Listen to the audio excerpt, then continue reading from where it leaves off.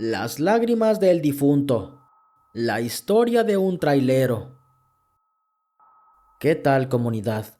Nuevamente les saluda a su amigo Carlos. En esta ocasión les voy a contar una experiencia que me pasó cuando era niño. En aquel tiempo yo tendría entre 10 y 12 años. Mi familia tenía un conocido que se llamaba Manuel. Era hijo de una señora que se llamaba Estela. La señora vivía cerca de nuestra casa. Ella vendía flores en el mercado para darle sustento a sus hijos, que en total eran tres: Manuel, Arturo y el otro, la verdad no recuerdo su nombre. El caso es que estos muchachos tuvieron una infancia no muy bonita que digamos. Ellos estuvieron en un internado, al menos eso es lo que cuentan mis padres. A Manuel, que de apodo le llamaban Golo, yo lo conocí cuando él ya era mayor de edad. Mis padres, por otra parte, lo conocían desde que él era un niño, y ellos dicen que desde temprana edad, Golo tenía una gran admiración por los trailers. Su gran deseo era manejar un camión grande y recorrer parte de la República. En su familia nunca supieron el motivo o el por qué Golo desde pequeño soñaba con ser trailero. Bueno, pues pasó el tiempo, y Golo siempre tuvo fe en su propósito. Primero logró conducir un camión de transporte urbano, donde duró muchos años trabajando. De vez en cuando me lo topaba, hasta que después de un tiempo lo dejé de ver manejando ese camión.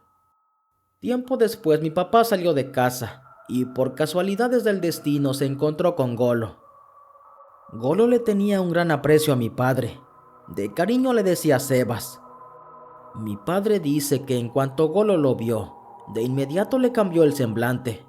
Su rostro mostraba una inmensa felicidad. Mi Sebas, ya lo logré, ya lo logré. Ya manejo lo que siempre soñé, el tráiler, le dijo.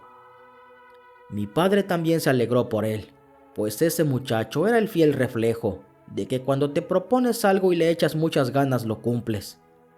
Estuvieron conversando un poco, y Golo le dijo que ya estaba trabajando para una empresa que se dedicaba a vender materiales de construcción. Ahí Golo duró trabajando mucho tiempo, hasta que en una ocasión fue a visitar a mis padres. Ya entre la plática, Golo les dijo que ya se quería salir de trabajar, porque no aguantaba la presión de ese trabajo. Últimamente le habían asignado viajes muy largos, y por ende ya no tenía tiempo para descansar. Desde aquella charla con mis padres el tiempo fue transcurriendo, pero Golo seguía trabajando en esa empresa. Hasta que un día de nuevo se volvió a juntar con mis padres y también con unos amigos. Y de nuevo volvieron a tocar ese tema. Golo les dijo que ya iba a ser el último viaje, y después de entregar esa carga iba a pedir su renuncia. Bueno, pues pasó otro tiempo y lo dejamos de ver.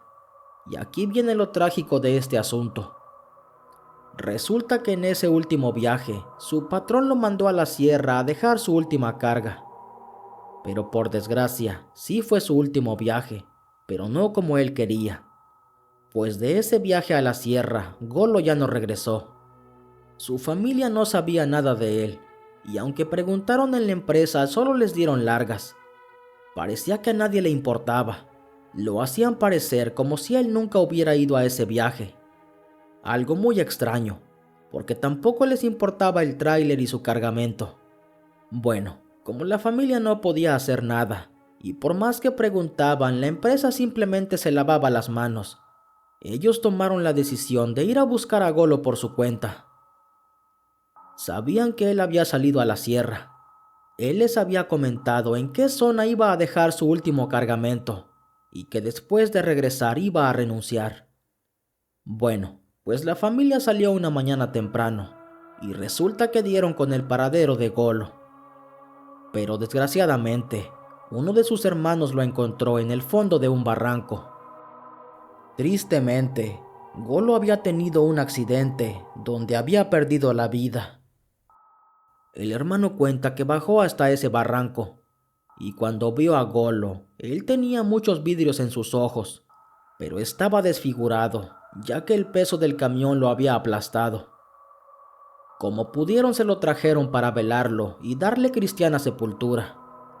El cuerpo de Golo estuvo 3 días en su casa para que la familia pudiera despedirse de él, ya que así es la costumbre en Oaxaca, tener a tu difunto un total de 3 días.